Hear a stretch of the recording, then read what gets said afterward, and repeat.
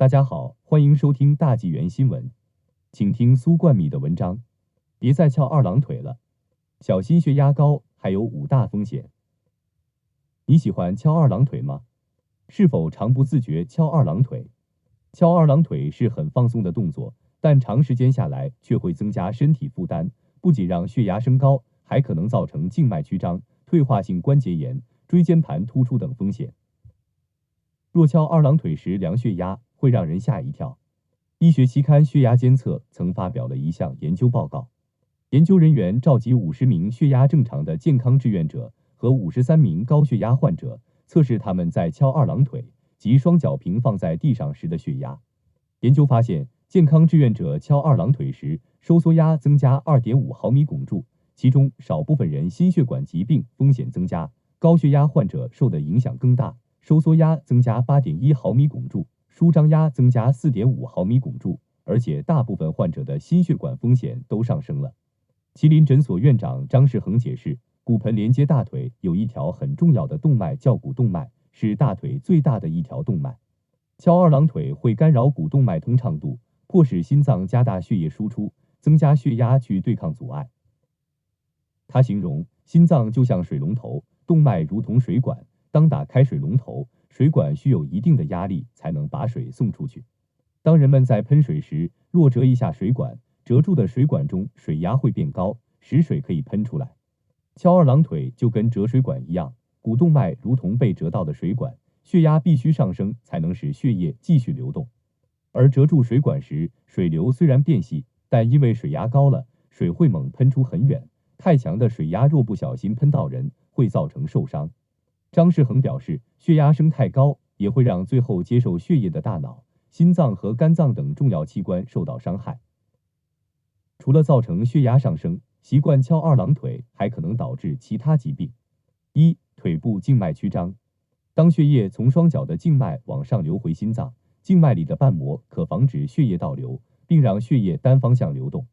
长翘二郎腿会使静脉处于高压状态，进而影响瓣膜功能，甚至让其失去作用，使血液有些往前流，有些往后流。静脉曲张就是瓣膜失去作用或静脉受压迫，血液流动发生障碍的病症。在静脉曲张初期，患者会出现小腿皮肤痒、腿部肿胀且感到沉重等症状。2. 下半身水肿。翘二郎腿会影响下半身循环，造成腿部水肿。3. 椎间盘突出，可能发生在颈椎或腰椎。翘二郎腿时，若脊椎仍保持良好姿势就没问题。但很多人翘二郎腿时，身体会往后仰，此时若要往前看，下巴会向内收，造成颈椎向前弯曲。就像许多低头滑手机的人们一样，长期下来会引发颈椎椎间盘突出。翘二郎腿时，身体往后仰的习惯也可能造成腰部悬空，长期也容易导致腰椎椎间盘突出。4. 骨盆歪斜。长期翘二郎腿会让骨盆往一侧倾斜，导致骨盆歪斜。5. 退化性关节炎。正确坐姿应是双脚大腿与地面平行，小腿与大腿垂直，膝盖并拢，这是膝盖承受压力最少的时候。翘二郎腿时，膝盖的韧带、软骨会承受较大的压力，长期下来可能出现退化性关节炎。翘二郎腿对身心都有影响，对身体的影响虽是负面，对心理却是正面的，因为翘二郎腿可让人感到放松。张世恒指出，有心理学实验发现，如果讲话容易紧张，借由翘二郎腿、背往后靠、双手放在后脑勺的动作，能让人感到有自信。除了放松，习惯翘二郎腿的原因还与身体因素有关。核心肌群不足，当核心肌群不足，身体无法保持平衡，翘二郎腿可以锁住骨盆，稳定坐姿。